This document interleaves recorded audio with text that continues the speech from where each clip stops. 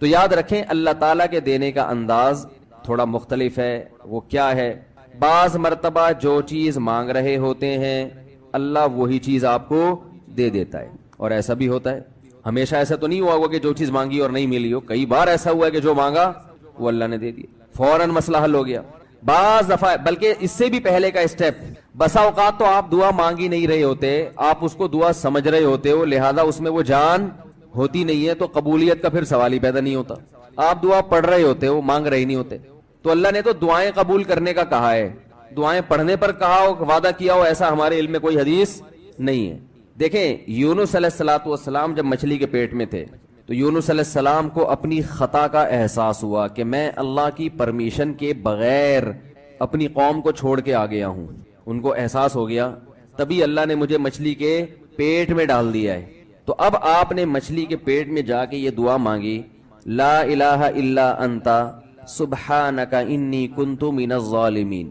اے اللہ تیرے سوا کوئی عبادت کے لائق نہیں ہے, سبحانکا تو ہر عیب سے پاک ہے, تو نے جو مجھے مچھلی کے پیٹ میں ڈال دیا تو یہ تیری غلطی نہیں ہے, تو ہر عیب سے پاک ہے. انی کنت من الظالمین, میں ہوں ظلم کرنے والا اپنی جان پہ, مجھ سے غلطی ہوئی ہے. اللہ تعالیٰ کو آپ کا یہ مانگنا اتنا پسند آیا کہ مچھلی کو حکم دیا کہ ان کو ساحل پر اگل دو. اور نہ صرف یہ کہ مچھلی نے آپ کو ساحل پہ ڈالا, وہ انبتنا علیہ شجرۃ من یقطین, یقطین کوئی درخت تھا وہ بھی اللہ نے اگا دیا دھوپ سے بچانے کے لیے. لیکن جب مصیبتوں میں ہم یہ کلمہ پڑھتے ہیں لا الہ الا انت سبحانک انی کنت من الظالمین, تو ہم یوسف علیہ السلام والے جذبے سے یہ کلمے میں جو الفاظ ہیں وہ مانگتے نہیں ہیں, بلکہ ہم یہ کلمہ پڑھتے ہیں. سمجھ رہے ہیں, پڑھنے کی بھی برکتیں ہوتی ہیں, میں اس کا منکر نہیں ہوں, لیکن ہمارے جو ورڈنگ ہوتی ہے نا وہ مانگنے کا اسٹائل نہیں ہوتا. ہم چھوٹے بچے تھے تو مسجد میں آیت کریمہ کا ورد ہوا کرتا تھا کہ بھائی حالات خراب ہیں آج کل, امام صاحب اسپیکر پہ اعلان کر کے بلاتے تھے, آ جاؤ بھائی آیت کریمہ کا ورد ہوگا, لا الہ الا انت سبحانک انی کنت من الظالمین, 5 لاکھ دفعہ پڑھا جائے گا. تو ہم مسجد میں آتے, وہ مسجد میں دانے ہم تو آتے تھے, اس کے بعد جلیبیاں بھی ملتی تھیں, بڑی گرم گرم ٹائٹ جلیبیاں ہوتی تھی. اب تک وہ مزہ نہیں آیا جلیبی میں. تو وہ جلیبیاں بھی ہوتی تھی, اوپر دانے رکھے ہوئے ہوتے تھے, وہ 5 لاکھ دانے ہوتے تھے, ختم کرنے ہوتے تھے. تو پھر ہم کیا کریں, لا الہ الا انت سبحانک انی کنت من الظالمین, لا الہ الا انت سبحانک. اس میں فراڈ نہیں کرتے تھے, پڑھتے پورا تھا الحمدللہ. بعض لوگ تو کیا کرتے تھے, ایک مٹھی لی لا الہ الا انت سبحانک انی کنت من الظالمین, پھونک مارا اور سائڈ پہ رکھ دیا. وہ یہ ڈرامے بھی ہوتے تھے, لیکن ہم پورا ہی پڑھتے تھے ہم. لیکن اس میں مانگنے کا انداز تو نہیں ہوتا تھا, لا الہ الا انت سبحانک انی. پھر اس میں بچے تھے, شرارت بھی شروع ہو جاتی تھی. پھر دیکھ رہے ہیں کوئی ادھر دیکھ رہا ہے تو ایک دانہ اٹھایا, لا الہ الا انت سبحانک انی کنت من الظالمین, یوں کر کے اس کی ناک پہ مارا ہے. کوئی ادھر دیکھ رہا ہے تو اس کی جیب میں ڈال دیا. تو یہ دعا مانگی جا رہی ہے, یہ تو پڑھی جا رہی ہے, ایک فارمیلٹی ہے کہ 5 لاکھ پورے کرنے ہیں, اس کے بعد جلیبی کھانا ہے اور نکلنا ہے. تو آج بھی ایسا ہی ہو رہا ہے. امام صاحب دعا مانگتے ہیں, لوگ کہتے ہیں یار چلو جب نماز پڑھ لی, 4 رکعتیں پڑھ لی, سلام بھی پھیر لیا, تو اس میں کیا جا رہا ہے, یہ بھی پورا ہی کر لو. ایسا ہی ہوتا ہے نا, یہ بھی پورا ہی کر لو, آمین آمین کہہ لیں گے. امام صاحب ڈرائیور ہیں, ہم پیچھے مقتدی ہیں, تو جہاں اتاریں گے وہیں اتریں گے ہم لوگ, پہلے تو نہیں اتر سکتے. تو یہ ایک لوگوں کے ذہن میں تصور ہے. نبی صلی اللہ علیہ وسلم نے فرمایا اللہ ظاہر قلب کے ساتھ دعا کی طرف توجہ نہیں دیتے. ظاہر قلب کا مطلب آپ کا دل حاضر نہیں ہو, کچھ اور سوچ رہے ہو, اور ادھر سے آپ نے ویسے ہی ایک فارمیلٹی پوری کرنے کے لیے. اللہ کہتے ہیں کہ جب تو مانگنے میں مخلص نہیں ہے تو میں تجھے کیوں دوں, تو مانگنے میں ہی مخلص نہیں ہے. تو بعض دفعہ بلکہ اکثر ایسا ہوتا ہے کہ ہماری دعا میں جان ہی نہیں ہوتی. آدم علیہ السلام کو جب جنت سے نکالا گیا تو پریشان تھے, بے چین تھے, مضطرب سے, میں کیا کروں کہ اللہ مجھ سے خوش ہو جائے. اس بے چینی میں الفاظ نہیں آ رہے سمجھ میں. فَتَلَقَّى آدَمُ مِن رَبِّهِ كَلِمَاتٍ, اللہ فرماتے ہیں اللہ نے آدم کے دل میں کلمات ڈال دیے ان کی بے چینی کو دیکھ کر کے, اس طرح سے مجھے مانگو. جب انسان اخلاص کے ساتھ دعا مانگتا ہے تو الفاظ کا القاء کہاں سے ہوتا ہے, اللہ کی طرف سے وہ القاء ہونا شروع ہوتا ہے. اللہ کہتے ہیں اس طرح سے مانگ.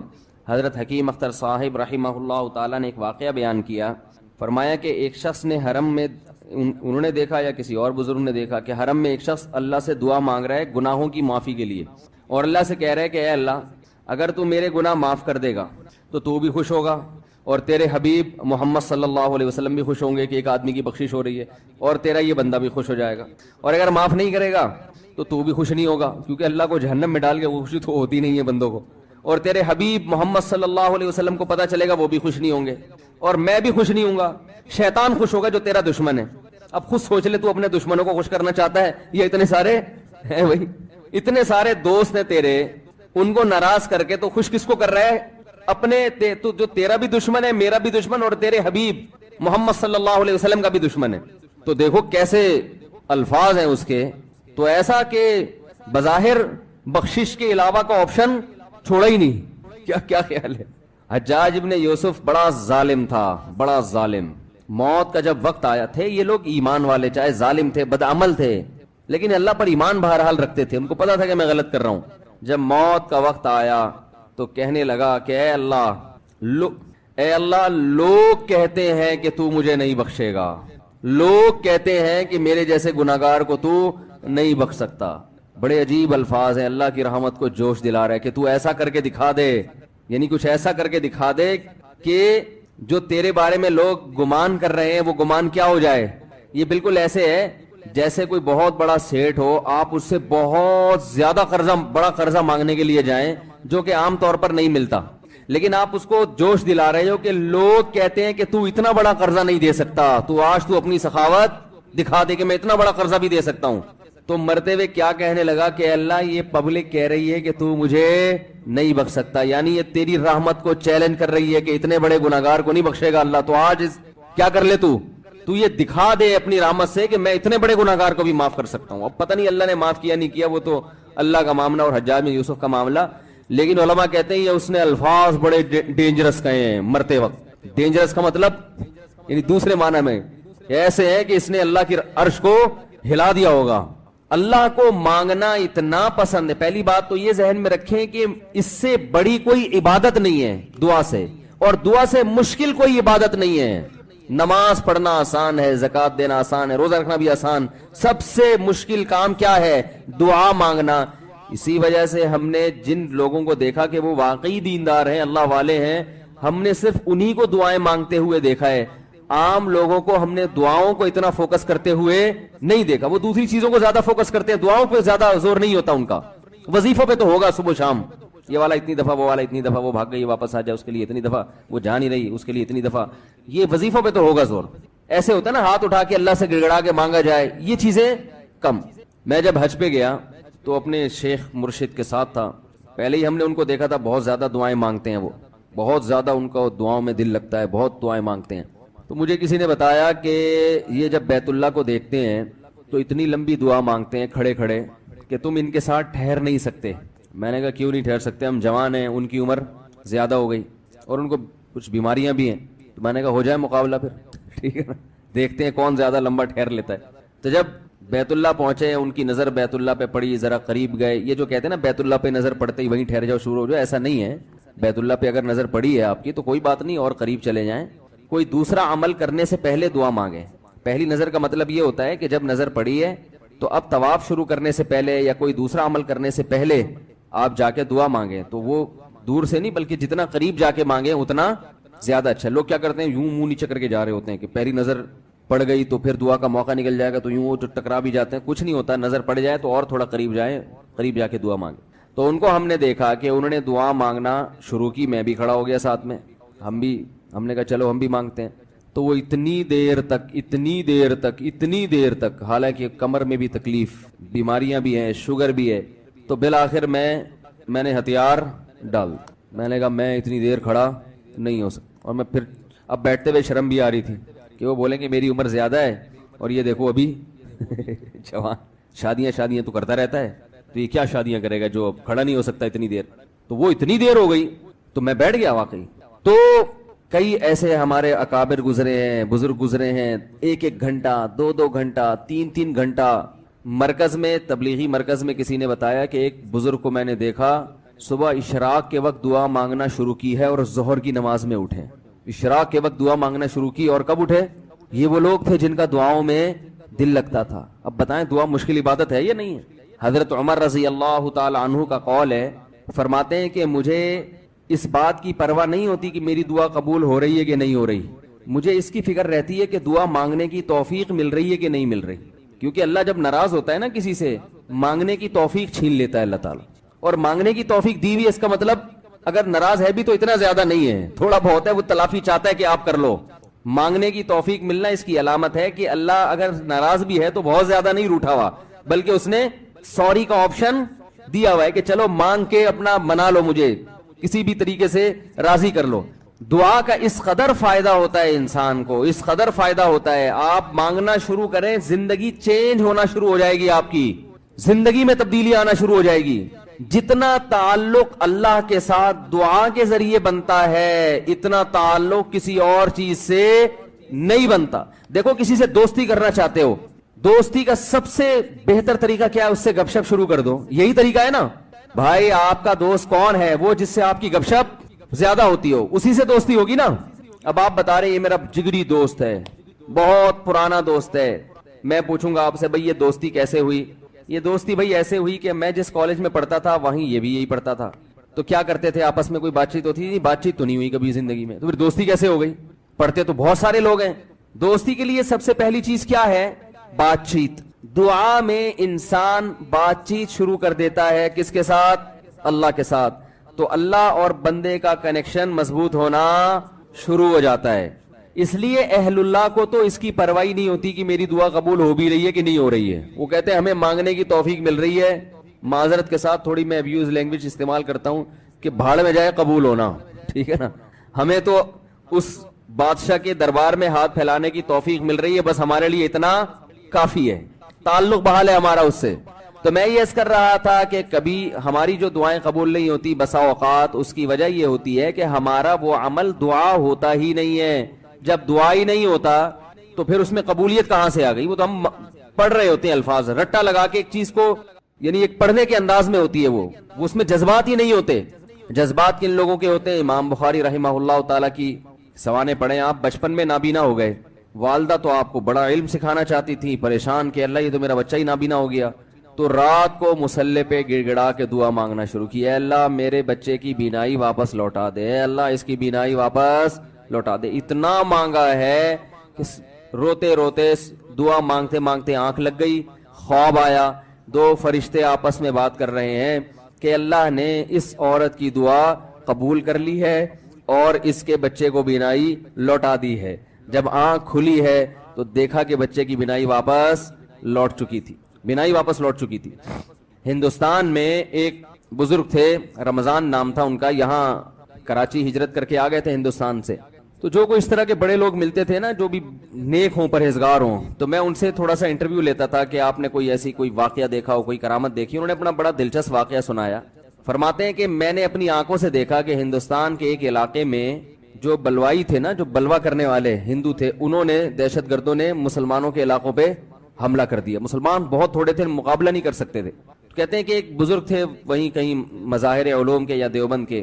مقصد میرا یہ نہیں ہے کہ کوئی دیوبند کے علاوہ کوئی بزرگ نہیں ہوتا, وہ چونکہ واقعہ ان کا اس لیے, کوئی لوگ اس پہ بھی کہتے ہیں کہ اپنے مسلک کو وہ کرنا ہے, وہ اتفاق سے تھے وہاں کے, تو اس لیے میں نے بول دیا.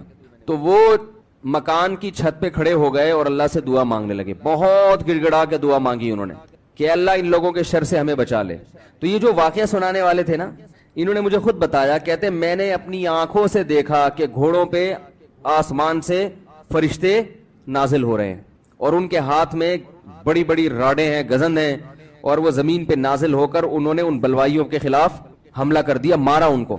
میں نے جب یہ واقعہ ایک دفعہ بیان کیا تو یوٹیوب پہ جب یہ واقعہ گیا تو اس علاقے کے جو مسلمان تھے ان کے کمنٹس آئے کہ یہ واقعہ یہاں پر ہوا ہے اور اس گاؤں میں ہوا ہے.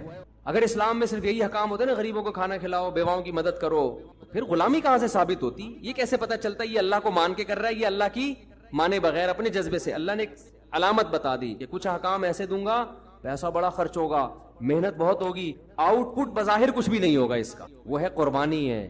تو میں وہ مثال دے رہا تھا, قربانی ہے, حج ہے, اور بہت سارے حکام ہیں. تو میں یہی سمجھا رہا تھا کہ آپ بل گیٹس کو یہ کہیں کہ 100 دفعہ صبح پڑھا کرو لا الہ الا اللہ وحدہ لا شریک لہ لہ الملک ولہ الحمد یحیی و یمیت, کہ وہی اللہ ہے جو زندگی دیتا ہے, وہی اللہ ہے جو موت دیتا ہے. ڈاروین کو نکالو اپنی کھوپڑی سے, وَهُوَ عَلَى كُلِّ شَيْءٍ قَدِيرٌ, اور وہ ہر چیز پر قدرت رکھے. کامیابی کے اسباب میں ناکام کر دے, ناکامی کے اسباب میں کامیاب. کیونکہ سائنسدان یہ بات بھی نہیں مانتے, کہتے ہیں آپ کے پاس اگر اسباب کامیابی کے ہیں تو آپ کا, کہتے ہیں نا اسٹرگل. آج کل تو موٹیویشنل اسپیکر ایک نمبر کے بہت سارے, سب نہیں پھینکو ہوتے ہیں جو یہاں تک پہنچے. محنت کی ہے, آپ بھی محنت کریں. کیا ہوگا بھائی, میں نے کامیاب ان کو بتایا کرو, ہم بہت سارے جانتے ہیں محنت کی اور کچھ بھی نہیں ملا, دھیلا بھی نہیں ہاتھ آیا. کہتے ہیں یار ہم سے تو وہ وسیم گولے گنڈے والا اچھا ہے, نہ ایک دن اسکول پڑھا اس نے, کچھ بھی نہیں ہو اور آج امریکہ کا ویزا لگ گیا اس کا. بعض دفعہ آپ نے پاکستان میں تو یہ صبح شام نظر آ رہا ہے, کچھ بھی محنت نہیں کی, نمبر آپ کے 100 مل گیا, اس کا پرچہ غلطی سے اس کے نمبر ادھر چلے گیا, اس کے نمبر تو ہوتا رہتا ہے. موٹیویشن کہاں گئی؟ تو آپ بل گیٹس کو بولیں کہ وَهُوَ عَلَىٰ كُلِّ شَيْءٍ قَدِيرٌ, یہ 100 دفعہ صبح پڑھا کرو. بل گیٹس بہت اچھا تھی, ہم بھی دنیا کے لحاظ سے بہرحال اچھا ہے, بڑے اس نے اسپتال بنائے ہیں, تو بل گیٹس اللہ کہتا ہے نہیں اچھا نہیں. اب میں اس کو بتا رہا ہوں اللہ کیوں نہیں مان رہا. اللہ کہتے ہیں اگر یہ ایمان پر مرا تو بہت اچھا ہے, ایمان کے بغیر مرا کیوں اچھا نہیں ہے. اس کی وجہ یہ ہے کہ آپ بل گیٹس سے 100 دفعہ سے حمد, لوگوں کو کیا فائدہ, وہ کام بتاؤ ذات کو کوئی فائدہ, گوگل کو سافٹ ویئر مزید اپڈیٹ ہو جائیں, یہی ہے نا, یا کوئی اسے میرے جراثیم مر جائیں گے, یا کووڈ دنیا سے ختم ہو جائے گا, یا کچھ نہیں مجھے روحانی سکون ملے گا, کچھ بھی ہو, ہم کہیں گے نہیں اس سے اللہ, تو وہ مان لے گا آپ کی بات. کہے گا بھائی بیٹھے ہیں لا الہ الا وحدہ لا شریک له الملک وله الحمد وهو على كل شيء قدیر. 100 دفعہ ہمارے نبی نے کیا فرمایا, یہ تسبیح 100 دفعہ پڑھے گا, اتنی نیکیاں اپنے اعمال میں جمع کرے گا, اس سے زیادہ نیکی وہی کر سکتا ہے اس سے بھی زیادہ دفعہ پڑھ لے. کیوں؟ اس میں آپ اپنے آپ کو بنانے والے کا غلام شو کر رہے ہو, اور اپنی زبان سے اس کی وہ تعریفیں کر رہے ہو کہ دنیا میں کسی کے پاس ان تعریفوں کا ٹائم نہیں ہے. دنیا میں آپ کو عمران خان کی تعریفیں کرنے والے بھی ملیں گے, اور دنیا میں آپ کو مسلم لیگ کی تعریف کرنے والے بھی ملیں گے, دنیا میں آپ کو سائنسدانوں کی تعریف کرنے والے بھی ملیں گے, دنیا میں آپ کو فنکاروں اداکاروں کی تعریف کرنے والے بھی ملیں گے, دنیا میں آپ کو گلوکاروں کی آوازوں کی تعریف کرنے والے ملیں گے, دنیا میں آپ کو کھلاڑیوں کی تعریف کرنے والے ملیں گے, کیا کھیلتا ہے یار, کیا آخری بال پہ چھکے مارتا ہے. دنیا میں آپ کو باڈی بلڈروں کی تعریف کرنے والے بھی ملیں گے, یار کیا خوبصورت اسپیڈ بریکر بنائے ہوئے ہیں اس نے اپنی باڈی میں, ہیں بھائی. اور دنیا میں آپ کو فزیکل جو فٹنس کا بڑا خیال کرتے ہیں اور بڑے فٹ ہو جاتے ہیں, ان کا بھی یار اس کی تو کمر ہی مارکیٹ سے کیا ہو گئی ہے, شارٹ ہو گئی ہے. ایک صاحب اتنی کمر پتلی کرنے میں لگے ہوئے, میں نے کہا یار ناڑا باندھنے کی جگہ چھوڑ دینا, اتنی ٹینشن نہ لو کہ پتہ چلا ناڑا باندھنے کی جگہ ہی نہیں مل رہی, زار بند باندھنے کی جگہ ہی نہیں مل رہی. تو ہر آدمی پر نا خبت سوار ہو جاتا ہے, تو دیکھا ہے ہمارے یہاں نا ہر آدمی پہ جو باڈی بلڈر بن رہا ہے, تو ایک صاحب کو میں نے دیکھا 3 گھنٹے جم میں نا ڈنڈ پیل رہے ہیں, اور میں نے کہا بس کیوں کر رہے ہو یار, یہ جسم بنانا تو کوئی کام نہیں ہوا نا, بنایا جاتا ہے صحت اچھی ہو جائے, آگے کام تو کوئی اور ہے, یہی اسی کو کام بنا لیا, اسی کو کیا بنا لیا, کام بنا لیا. تو خیر وہ تو ایک الگ ٹاپک ہے. تو ہر ایک کی تعریف ہو رہی ہے, اللہ کی تعریف کرنے والے مارکیٹ میں کیا ہیں, شارٹ ہے, وہ نہیں ہے, دل ہی نہیں لگتا. اب آپ کہنا یار یہ تسبیح صبح لے کے بیٹھ جاؤ, بورنگ کام لگتا. ہم تو بچپن میں چھوٹے بچے تھے نا, تو جب ہماری مسجد میں آیت کریمہ کا ورد ہوتا تھا, مولوی صاحب اعلان کرتے تھے کراچی کے حالات بہت خراب ہیں, 1.25 لاکھ دفعہ پتہ نہیں 5 لاکھ دفعہ یہ تسبیح پڑھنی ہے, لا الہ الا اللہ لا الہ الا انت سبحانک انی کنت من الظالمین. تمام محلے کے حضرات سے گزارش ہے مسجد میں آ جائیں. اور اس کے بعد بہترین گرم گرم جلیبیاں ملتی تھی, گرم گرم, آپ گرم جلیبی کھاؤ نا, بھوک بھی لگ رہی, بڑا مزہ آتا ہے. تو ہم پہنچ جاتے تھے, جلیبیوں کی نیت ہوتی تھی, ہماری بچے تھے, اور سارے بچے ہی آئے ہوئے تھے, بڑے بھی نہیں آئے ہوئے, بڑے نہیں آئے ہوئے ہوتے تھے. بڑوں کو تھا ملک کے حالات جتنے مرضی خراب ہو جائیں, کون جائے گا بھائی, اتنے 1.25 لاکھ 5 لاکھ مکمل کرنا آسان تو نہیں ہے. تو ہمارے سامنے وہ دانے رکھے ہوئے ہوتے تھے اس کے کھجور کے, تو بھئی یہ 5 لاکھ دانے مثلا یہ کمپلیٹ کرنا, تو ہم لوگ ایسے کر رہے تھے لا الہ الا انت الظالمین, ایک دانہ اٹھایا, کھیل بھی چل رہا ہے, ایک لا الہ الا انت سے گھننے بن گئے, اس نے مارا ہے. اچھا یہ تسبیح بھی, کیونکہ مولوی صاحب نگرانی کر رہے ہوتے تھے نا کہ یہ تسبیح چل بھی رہی ہے کہ نہیں. اچھا اتنا ہمیں ڈر ہوتا تھا کہ یار یہ تسبیح سے ہی ختم کرنے ہیں تاکہ بار بار حدیث پیش کر چکا ہوں میں, نبی صلی اللہ علیہ وسلم نے فرمایا یحرم ابن آدم ویشب فیہ اثنتان الحرص علی المال وطول العمل. نبی صلی اللہ علیہ وسلم نے فرمایا انسان جیسے جیسے سے بوڑھا ہوتا ہے, عمر بڑھتی ہے, 2 چیزیں اس میں جوان ہوتی چلی جاتی ہیں. کیا مطلب؟ طاقت پکڑتی ہیں 2 چیزیں. جسم جیسے جیسے کمزور ہو رہا ہے نا عمر بڑھنے سے, 2 چاہتیں اس میں کمزور ہونے کے بجائے جوان ہو رہی ہیں. ایک لمبی لمبی امیدیں, دوسرا حرص لالچ مال کی ہوس, یہ کم ہونے کے بجائے بولو بڑھتی ہے. پہلی بات تو یہ سمجھ لیں کہ نبی نے یہ نہیں فرمایا کہ انسان جیسے جیسے بوڑھا ہوتا ہے 2 چیزیں پیدا ہوتی ہیں, یہ نہیں فرمایا, بلکہ فرمایا 2 چیزیں, 2 برائیاں جوان ہوتی ہیں. جوان وہی چیز ہوتی ہے جو پہلے پیدا ہو چکی ہو. اس حدیث کا صاف مطلب ہے کہ جوانی میں اگر ان 2 چیزوں کو ختم کر دیا برائیوں کو, تو پھر بڑھاپے میں یہ 2 چیزیں جوان نہیں ہوتی. جب ہیں ہی نہیں تو جوان کہاں سے ہوں گی؟ اور اگر جوانی میں ان 2 برائیوں کو آپ نے ختم نہیں کیا تو اس امید پہ مت رہنا کہ جب بوڑھا ہو جاؤں گا تو یہ 2 برائیاں مجھ سے ختم ہو جائیں گی. نا نا نا نا, بڑھاپے میں یہ بڑھیں گی. نہیں سمجھ میں, بہت مشکل ہو گیا سمجھانا. میں سمجھا پا رہا ہوں اپنی بات. لوگ کیا کرتے ہیں, جوانی میں پلان بنا رہے ہوتے ہیں, موت کی تیاری نہیں کرتے نا. یہ پروجیکٹ, پیسوں کی ہرس, لالچ, یہاں سے گھسیٹو, میرا بحریہ ٹاؤن میں اس کے 2 پلاٹ, میرے 3 ہونے چاہیے. یہ شوق ہوتے ہیں نا جوانی کے, اس کی 2 شادیاں میری 3 ہونی چاہیے, اس کی 3 تو میری 4 ہونی چاہیے. یہ نہیں ہوتا شوق. یہ جتنا بھی ڈال لو یہ پیدا نہیں ہو رہا. اس میں بڑے ڈھیٹ ہیں. جو شوق ہونا چاہیے, یہ تو اس کی کثرت تو پیغمبروں کی سنت ہے نا.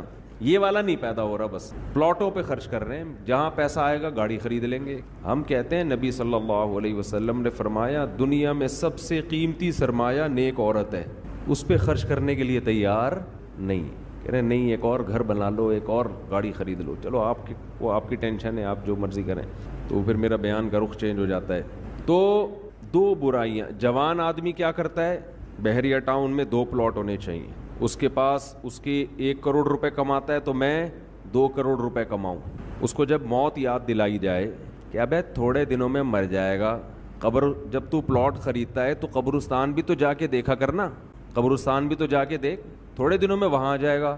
تو شیطان اسے کیا کہتا ہے, بھائی تھوڑے دنوں میں کون آ رہا ہے, ابھی تو میں 30 سال کا ہوں, ابھی تو میں 35 سال کا ہوں, ابھی تو میں 25 سال کا ہوں, ابھی تو بڑا ٹائم ہے, ابھی تو میں ابا بنوں گا, پھر دادا بنوں گا, نانا بنوں گا, پھر بچے بڑے ہوں گے, بہت ٹائم ہے. تو وہ دنیا کی یہ ہوس جوانی میں ختم کرنے کی کوشش نہیں کرتا, اور وہ یہ سمجھتا ہے کہ جب میری ایج زیادہ ہوگی, بال سفید ہوں گے, کمر جھک جائے گی, کڈنی کا پرابلم, ہارٹ کا پرابلم شروع ہوگا, تو مجھے خود ہی اس دنیا سے رغبت ختم ہو جائے گی. ٹھیک ہے, پھر قبر کی بھی تیاری کر لیں گے. پھر یہ بزنس میں, کاروبار میں دل کو اٹکانے کی کوشش نہیں کریں گے. پھر بحریہ ٹاؤن گیا تیل لینے, پھر جا کے قبرستان دیکھ لیا کریں گے.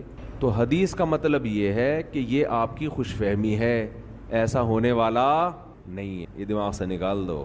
جیسے جیسے عمر بڑھے گی نا, یہ لالچ اور طول الامل, لمبی امیدیں کا کیا مطلب, میں بھی نہیں مروں گا, یہ امیدیں کم نہیں ہوں گی بلکہ بڑھیں گی. اور پیسوں کی جو محبت ابھی آپ کے دل میں ہے یہ کم نہیں ہوگی, یہ محبت اور زیادہ بڑھے گی. کمال ہے نبوت کے علوم پر. ہم نے اپنی زندگی میں جو بوڑھے ہیں نا, جنہوں نے جوانی میں لالچ ختم نہیں کی, بالکل 100% اس حدیث کے مطابق ان کو پایا ہے, بالکل 100%. میں نے اپنی زندگی میں, ہم نے دونوں طرح کے بوڑھے دیکھے ہیں, سخی بھی اور کنجوس بھی. اچھا پہلے تو میں حدیث کی تشریح ذرا مکمل کر دوں, پھر مثالوں سے بات سمجھاؤں گا.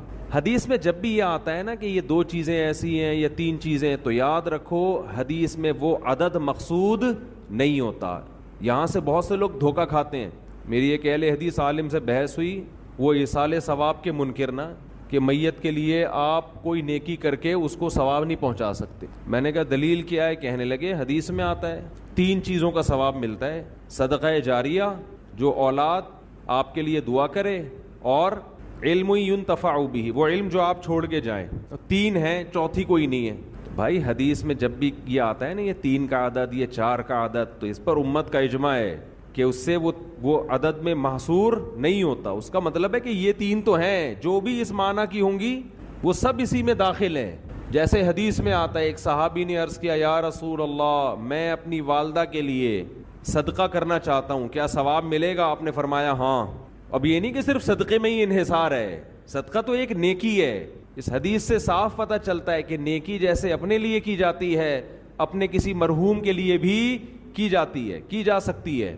آپ صدقے کے لفظ کو پکڑ کے بیٹھ گئے کہ صدقہ ہے تو باقی نہیں ہے. تو صدقے میں کون سی ایسی خاص بات ہے؟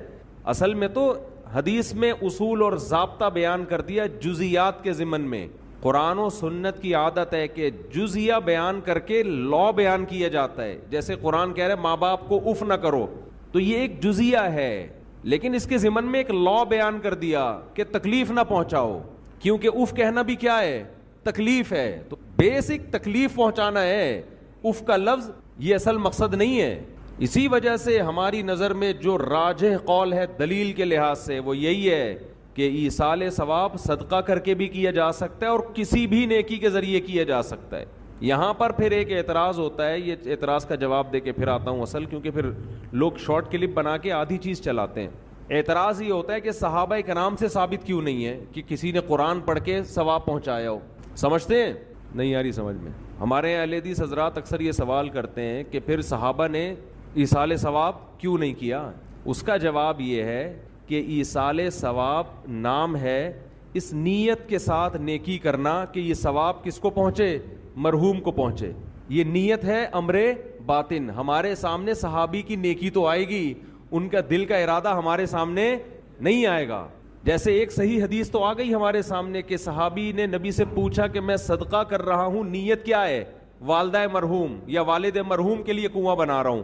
اب باقی جس صحابی نے اپنے کسی مرحوم کے لیے کیا کیا وہ تو ان کے دل کی حالت تھی نا, ہمارے سامنے تو وہ عمل آئے گا, دل کی نیت تھوڑی ہمارے سامنے آئے گی. ہاں اجتماعی سطح پہ کسی نے مرحوم کے لیے کچھ کیا ہوتا وہ پھر چھپنے والا کام نہیں تھا, وہ نقل ہوتا, اور ایسی کوئی حدیث نقل نہیں ہے. اس لیے ہم کہتے ہیں اجتماعی سطح پہ ایصال ثواب ناجائز ہے, بدعت ہے. نہیں آئی بات میرا خیال. اخپل طریقے سے انفرادی طور پر آپ کوئی نیکی کریں مرحوم کے لیے ٹھیک ہے, لوگوں کو جمع کر کے کریں یہ عمل کیا بن جائے گا؟ بدعت. کیونکہ اگر جمع کر کے کرنا جائز ہوتا تو پھر یقیناً صحابہ سے ثابت ہوتا, پھر یہ عمل چھپنے والا تھا نہیں. سمجھ میں آ رہی ہے بات؟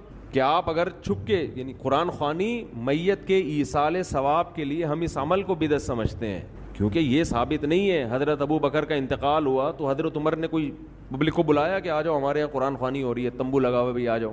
اپنے طور پر اخپل طریقے سے بیٹھ کے پڑھو بھائی, اخپل طریقے سے میت کے لیے کوئی بھی سورت پڑھ لو, کوئی بھی نیکی کر لو. بہتر تو یہی ہے کہ صدقہ کو فوکس کرو جو حدیث میں منصوص ہے, جس کا حدیث میں صراحتاً ذکر ہے, تو سب سے افضل تو یہی ہے. اس کی مثال ایسے ہے کہ جیسے صحابی نے پوچھا میں کنواں بنانا چاہتا ہوں. اب آپ کہیں کہ کنواں بنانا تو جائز ہے, مسجد بنانا جائز نہیں ہے, کیونکہ حدیث میں مسجد کا ذکر نہیں ہے.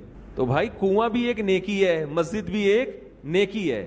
تو جیسے کنواں بنانا جائز ہے تو سڑکیں بنانا بھی جائز ہے, مسجد بنانا بھی جائز ہے, سرائخ بنانا بھی جائز ہے, سبیل بنانا بھی جائز ہے. تو ایسے ہی صدقے کے علاوہ بھی نیکی کیا ہے؟ جائز ہے. تو خیر یہ تو درمیان میں ایک مسئلہ آ گیا جو اصل موضوع میں لے کے چل رہا تھا, اب ہم اس کی طرف آتے ہیں. تو میں یہ عرض کر رہا تھا یہ جو حدیث میں آتا ہے نا کہ 2 برائیاں ایسی ہیں کہ جوانی میں اگر آپ نے ان کو ختم نہیں کیا تو بڑھاپے میں وہ برائیاں کم ہونے کے بجائے بڑھتی ہیں. تو اس سے مراد صرف 2 برائیاں نہیں ہیں, یہ 2 تو مثال بیان کی گئی ہے.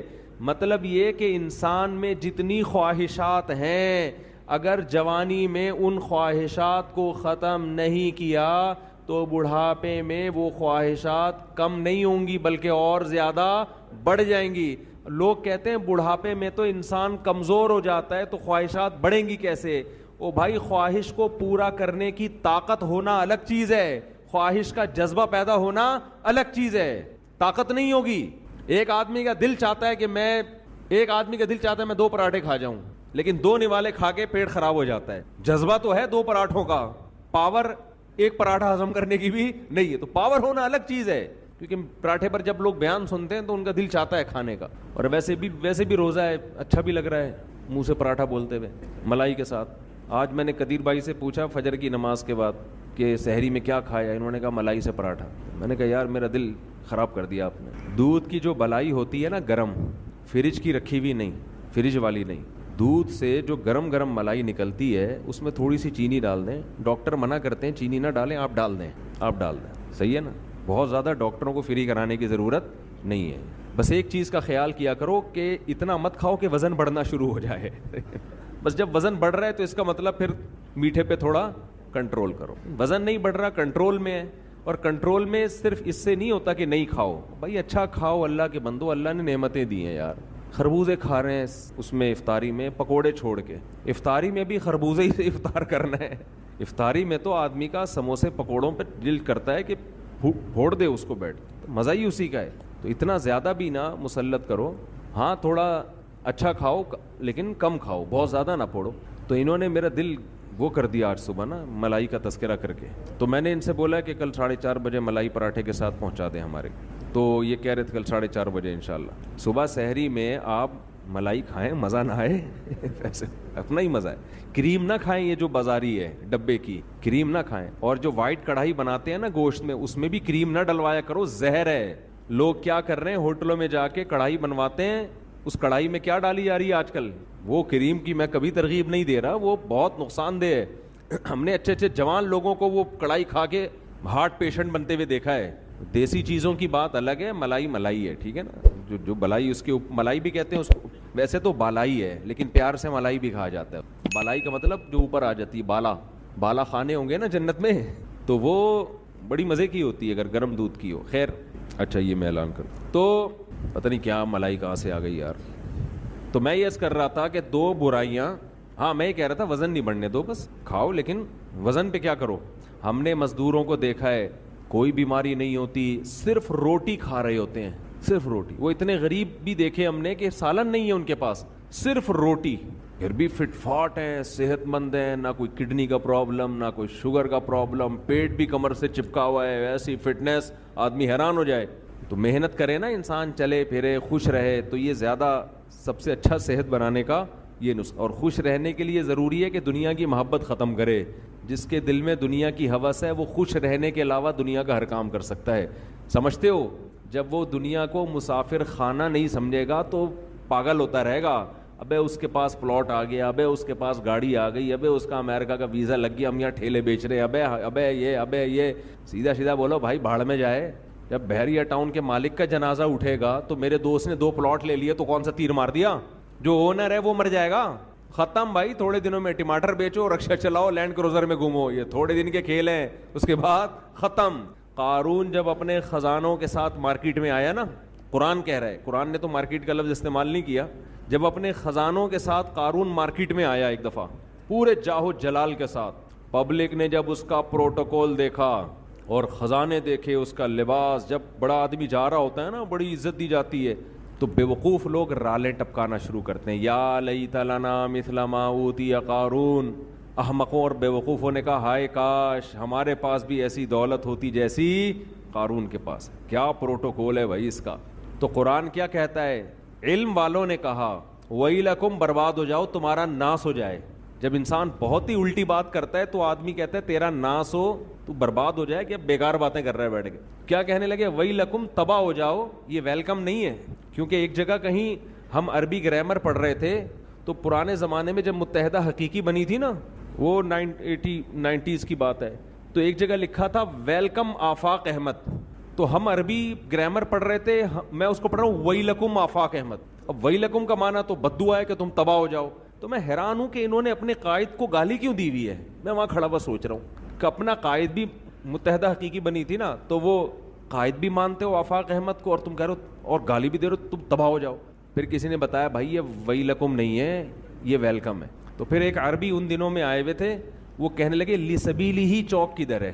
لسبیلا چوک کو کہہ رہے تھے لی سبیلی ہی چوک, وہ کہہ رہے تھے یہ لی سبیلی ہی چوک کدھر ہے. تو عرب اس طرح کی غلطیاں بھی کر رہے ہوتے ہیں. تو خیر, تو قارون کے خزانوں کو دیکھ کر بے وقوف لوگ کیا کہنے لگے, یا لیت لنا, ہائے ہائے ہائے, کاش ہمارے پاس بھی ایسا جاہو جلال ہو, ایسی گاڑیاں, ایسی سواریاں ہوتی.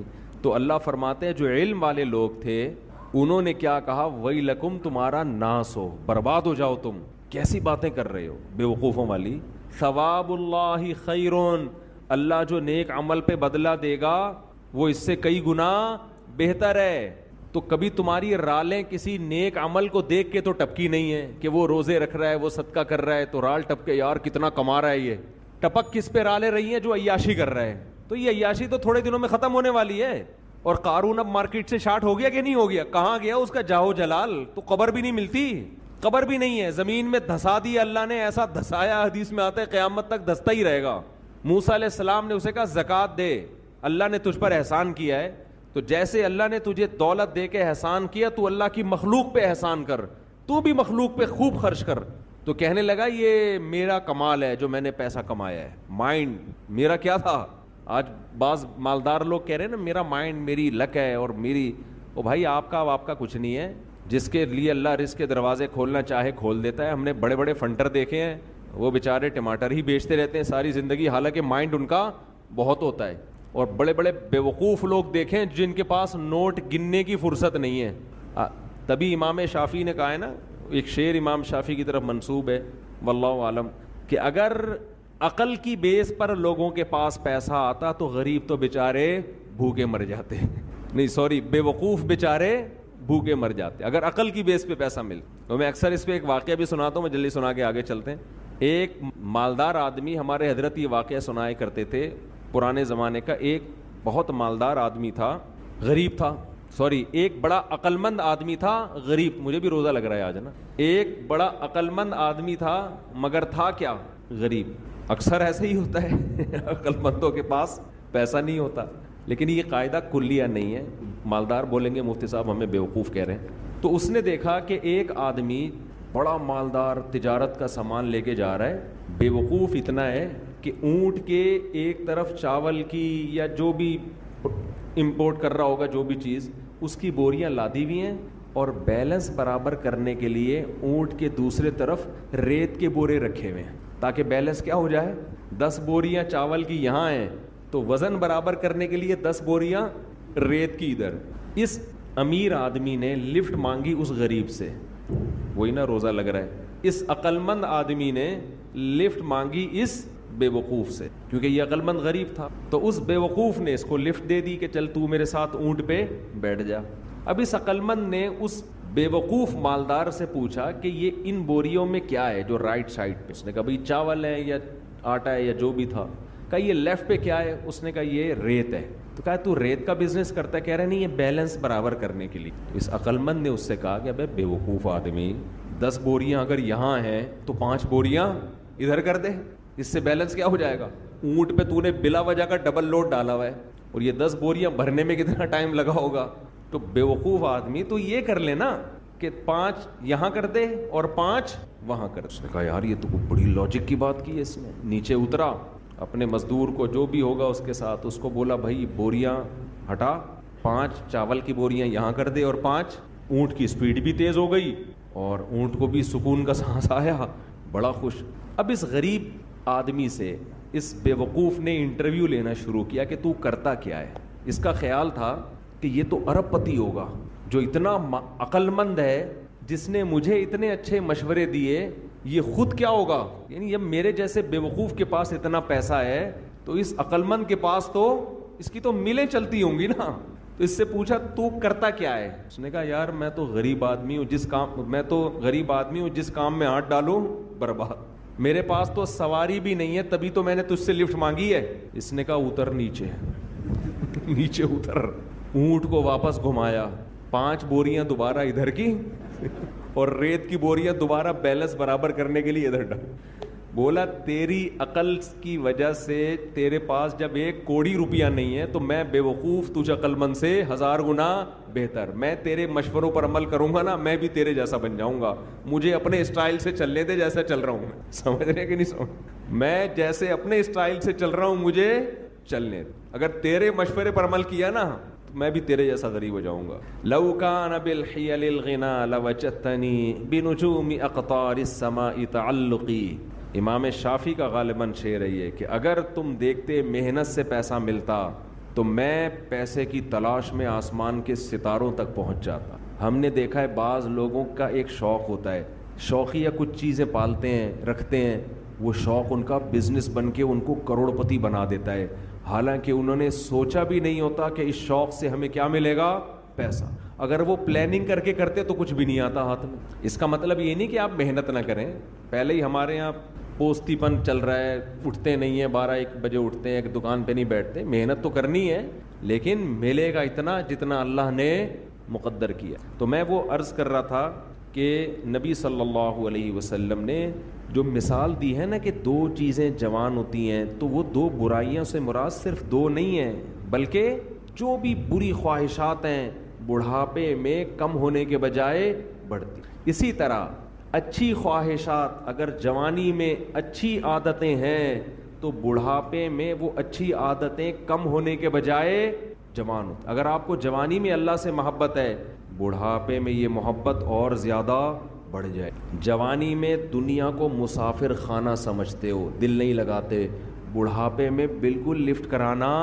ہم نے دونوں طرح کے بوڑھے دیکھے ہیں, سخی بھی اور کنجوس بھی. جو سخی ہوتے ہیں وہ بہت سخی ہوتے ہیں, کیونکہ وہ جوانی میں سخی ہوتے ہیں نا, تو یہ سخاوت بڑھاپے میں ان کی بہت زیادہ بولو بڑھ جا. پھر وہ جاگیروں سے دل لگانا بالکل چھوڑ دیتے ہیں, بالکل چھوڑ دیتے ہیں. اور جو کنجوس ہوتے ہیں نا جوانی میں, بڑھاپے میں اللہ کی پناہ آدمی کانوں کو ہاتھ لگا, نوٹ نظر نہیں آ رہے ہوتے, ایسے ایسے گن رہے ہوتے ہیں بیٹھ کے. یہ میں نے بھی اپنی آنکھوں سے دیکھا ہے, نظر نہیں آ رہا نوٹ, دیکھ رہے ہیں یار کم تو نہیں پڑ گیا, یوں یوں یوں کر کے نا چیک کر رہے ہیں کہ اس میں اصلی ہے. ابے اب تو نقلی بھی ہے تو کیا کرنا ہے.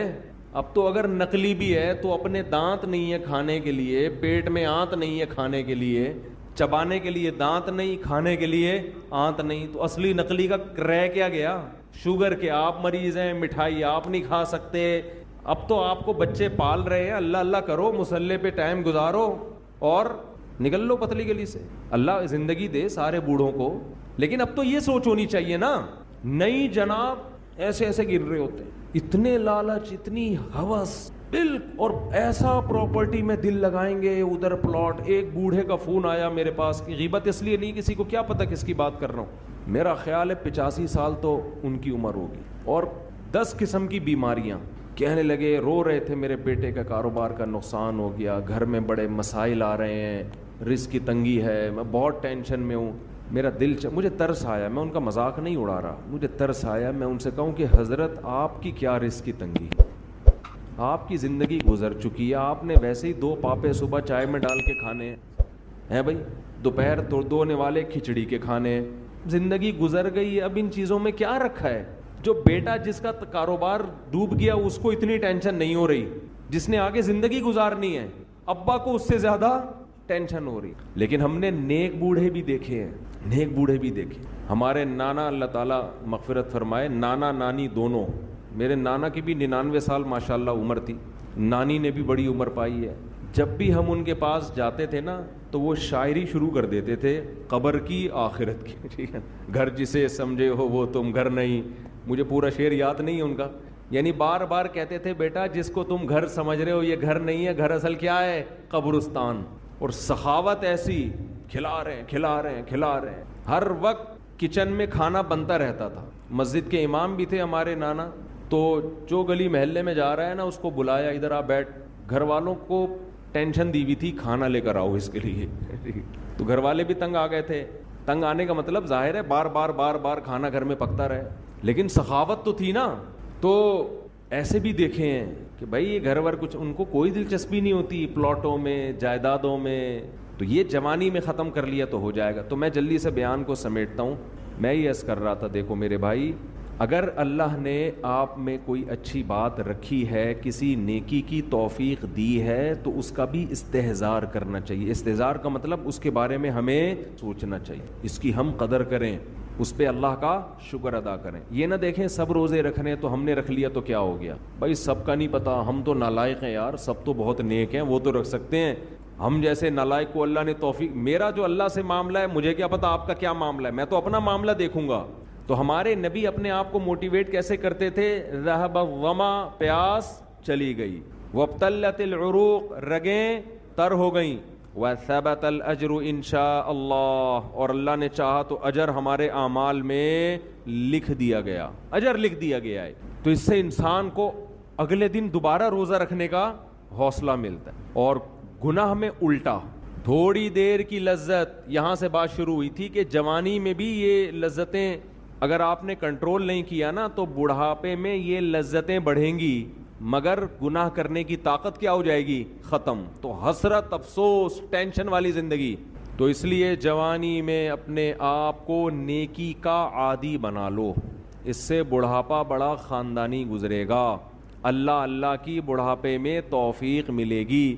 جوانی میں تسبیح کی عادت ڈال لو, سمجھتے ہو, نہیں آ رہی سمجھ میں, جوانی میں کیا عادت ڈال لو, تسبیح کی. نبی صلی اللہ علیہ وسلم نے فرمایا, صحیح بخاری کی آخری حدیث, کلیمتانی خفیفتانی علی اللسانی ثقیلتانی فی المیزان حبیبتانی الی الرحمن سبحان اللہ وبحمدہ سبحان اللہ العظیم. 2 کلمات زبان پہ بہت ہلکے, ترازو میں بہت بھاری اور رحمان کو بہت محبوب. ایک سبحان اللہ و بحمدہ, دوسرا سبحان اللہ العظیم. یہ آپ نے اگر جوانی میں اپنے آپ کو ذکر کا عادی بنا دیا, بڑھاپا بڑا اچھا گزرے گا. ہماری مسجد میں ایک بزرگ ہیں, پابندی سے تراویح پڑھتے ہیں. آج فجر میں پتہ چلا کہ روزانہ 20 پارے تلاوت کا معمول. میرا خیال ہے 70 سال عمر تو ہوگی, 70 سال میں روزانہ کتنے پارے پڑھ رہے ہیں؟ 20. کیا یہ عادت انہوں نے بڑھاپے میں ڈالی ہے؟ بڑھاپے میں اتنی ہمت نہیں ہوتی. یہ عادت کب سے پڑھی ہوئی ہوتی ہے؟ جوانی میں روز 20 نہیں پڑھتے ہوں گے, 2 پڑھتے ہوں گے, 3 پڑھتے ہوں گے, لیکن جیسے جیسے عمر بڑھ رہی ہے وہ تعداد کم ہونے کے بجائے بولو وہ شوق بڑھتا چلا جا رہا ہے. عین ممکن ہے کچھ دنوں کے بعد یا چند سالوں کے بعد صحت اجازت نہ دے, عین ممکن ہے, لیکن شوق تلاوت کا کم ہونے کے بجائے بڑھے گا. اور اللہ اجر کس پہ لکھے گا؟ شوق پہ. حدیث میں آتا ہے کسی کا کوئی معمول تھا, صحت خراب ہونے کی وجہ سے معمول چھوٹ گیا تو اللہ اس کے اعمال میں وہ نیکی لکھتے رہتے ہیں. جیسے کسی نے ہمیشہ رمضان میں روزے رکھے ہوں, بڑھاپا آ گیا, شوگر, بیماریوں کی وجہ سے روزہ نہیں رکھ پا رہا, تو اب یہ تھوڑی کہ اللہ اس کا اجر ضائع کریں گے. اللہ کہیں گے تو نے ہمیشہ رکھے ہیں, اب مجبور ہے تو میں تیرے اعمال میں روزے لکھتا چلا جاؤں گا. تو آج آپ نے اپنے آپ کو میرے بھائی اللہ کا تھوڑا تھوڑا اللہ کا ذکر کی عادت ڈالو. میں نہیں کہہ رہا آپ سے زیادہ نہیں ہوتا تو وحشت نہ تھوڑا کر لو. آج تھوڑا کرو گے, کل اس تھوڑے میں ایسی لذت ہوگی کہ اللہ اس مقدار کو بڑھا دے گا.